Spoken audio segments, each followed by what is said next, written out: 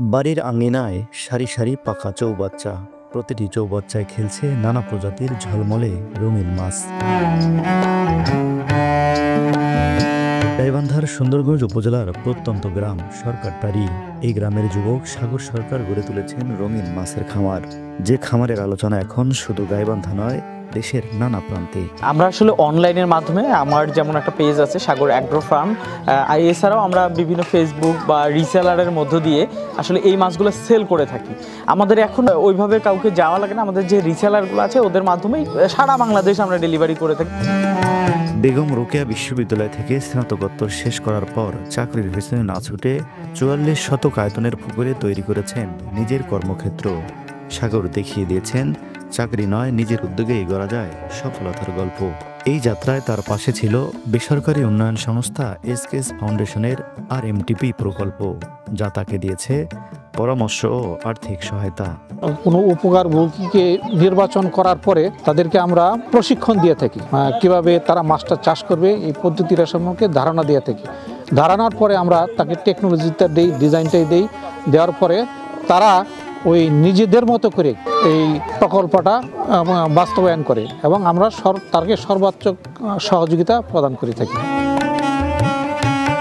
সাগরের খামারে রয়েছে মলি, প্লাটি, গাপ্পি, কমেট, কুইকাপ ও গোল্ড ফিশ সহ নানা জাতের প্রায় 2 লক্ষাধিক রঙিন মাছ। সাগরের এমন সাফল্যে গর্বিত স্বজন ও স্থানীয়রা।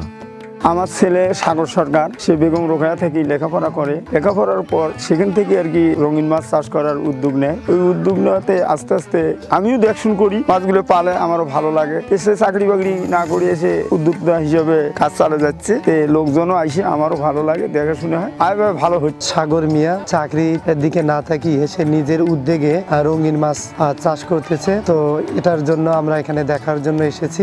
এসে দেখি আজ অনেক নানান ধরনের মাছ, অনেক প্রজাতির মাছ তিনি মাছগুলো সুস্থ সবলভাবে রেখেছেন, দেখতেও বেশ ভালো লাগে। সাগরের বাড়িতে আমি আছি এই মাছ দেখার জন্য। মাছ দেখে অনেকটা ভালো লাগলো, নিজেও একটা খুশি মনে করলাম যে এলাকার ছেলেটা, এলাকার গর্ব। সাগরের হিসাবে দেশে প্রতি বছর 600 কোটি টাকার রঙিন মাছের চাহিদা রয়েছে। তাই তার লক্ষ্য গাইবান্ধা থেকেই তৈরি হবে দেশের অন্যতম বড় রঙিন মাছের কেন্দ্র, দেশের চাহিদা মিটিয়ে যা রপ্তানি হবে বিদেশেও। চিন্তা করতেছি এই সেক্টরটাতে যাতে বাংলাদেশের যে উৎপাদিত মাছগুলো আছে এগুলা বাজারে নিয়ে এসে যাতে বাংলাদেশের চাহিদাটা আমরা মিটাইতে পারি। এতে করে দেখা যাবে যে দেশের যে 600 কোটি টাকার মাছ বাইরের দেশ থেকে নিয়ে আসা লাগতো সেটাও একসময় আর লাগবে না, এবং দেশের চাহিদা মিটিয়ে আমরা বাইরের দেশগুলোতে তখন মাছগুলো দিতে পারবো, এক্সপোর্ট করতে পারবো আর কি। নিজের মেধা, সাহস আর পরিশ্রমে সাফল্যের দৃষ্টান্ত করেছেন সাগর সরকার। সরকারি সহযোগিতা পেলে সৃষ্টি হবে কর্মসংস্থান, বদলে যাবে জীবন, আর রঙিন মাছের এই সাফল্য ছড়িয়ে পড়বে দেশের গণ্ডি পেরিয়ে বিদেশেও।